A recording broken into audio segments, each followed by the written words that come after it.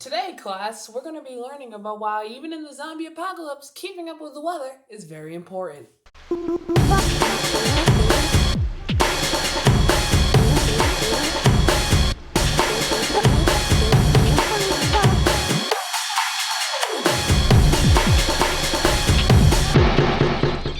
Hello there, everybody, and welcome back to the Peeps channel. You all may know me as Elijah Perry, but I like to call myself as the person who unironically wears a flannel in 80-degree weather. Southern weather. What the fuck is my life? And today I have the pleasure to review for you all issue 4 of Robert Kirkman's Walking Dead comic book series. Strap in, everybody. Today we're talking about the filler episode. This issue starts off with something that we've all done once or twice or 500 times, with Rick sneaking up on Shane in the middle of the night while the man is holding a shotgun. That wasn't a good idea. Rick and Shane discuss whether or not they should move the group away from the city or should they stay and wait for the government to come and save them. And here's where Rick makes the first of his several good points throughout this entire nearly 200 run series. He begs the question of, when are the government coming?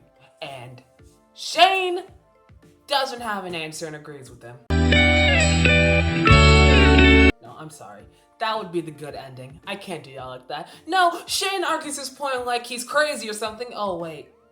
Shane argues his point and Rick agrees because he just got there. He's not in a position to make calls. But as two police officers would, come to the conclusion that everybody in the group need to carry guns for protection.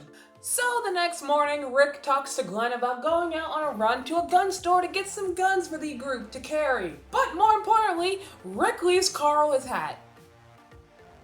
Okay, that's not the important part here. The important part is actually that Lori is very pissed about this idea because Rick just got there. Now he's leaving back out into the city, which is infested with zombies.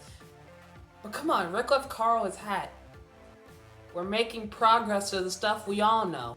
Oh, and Lori's also pretty upset that he's offering to give Carl a gun. Now for some character backstory. Glenn actually explains to Rick that Jim, who told them where to find the gun store, was one of the only, and by was the only person to escape Atlanta.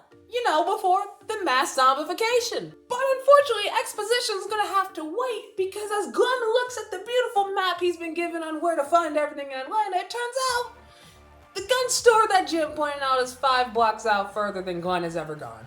So, Glenn being Glenn decides this isn't a good idea, we can't do it. But Rick is a cop, he knows strategies and stuff, so he has an idea. Rick decides to cut open a zombie that they had killed in the previous issue and use its guts and blood to coat their smell from the rest of the zombies. I know I said back in my review of issue 2 that they don't use this for a while in the comics. I told a little white lie. It's actually a few days later than it actually happens in the show, so technically I didn't lie, but I made it sound like it was way further down the line. You know what I mean, alright? Shut up. Don't worry, Glenn.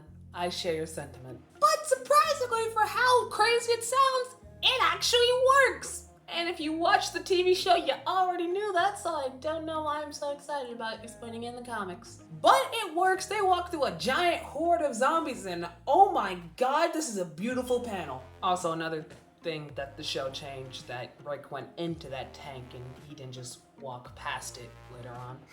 But happy ending, right? Because they make it to the gun store, they're piling up on weapons and ammo, everything they need, and everything's gonna be okay. And then it starts raining.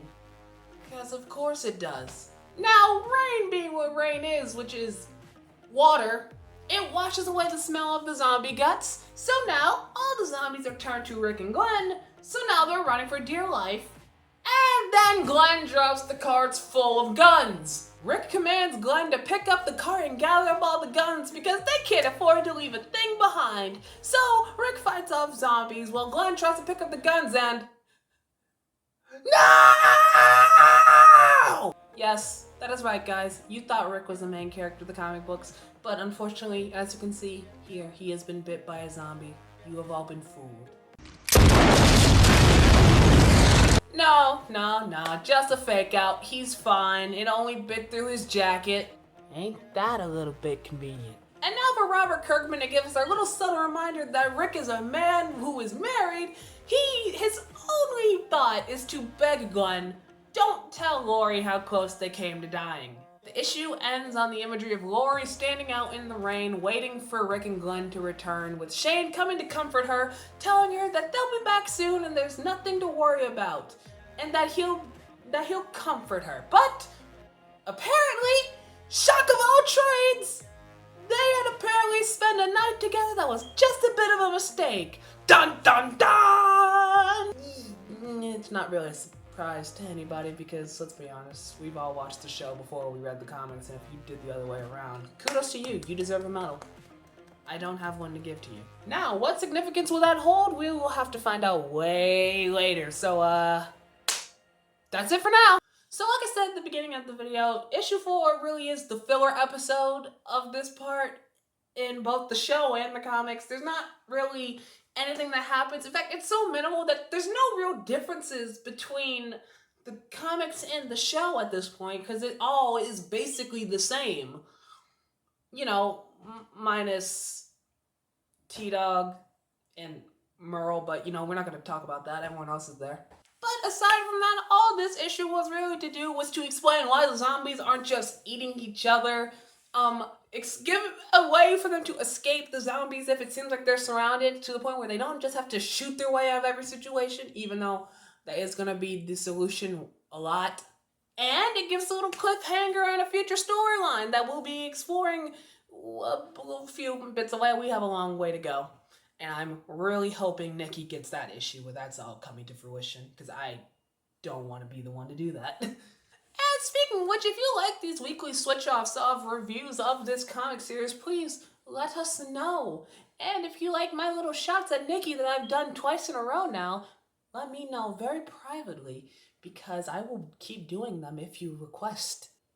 But that has been my review of issue 4 of The Walking Dead. Not really much to say about it because, like I said twice now, nothing happened. So, I can't really give anything to say about it. I guess I could give you a rating. 3 out of 5 issue. There you go. And with that all being said, Nikki will see you next week with issue 5, and I will see you the week after that with issue 6. Goodbye, everybody.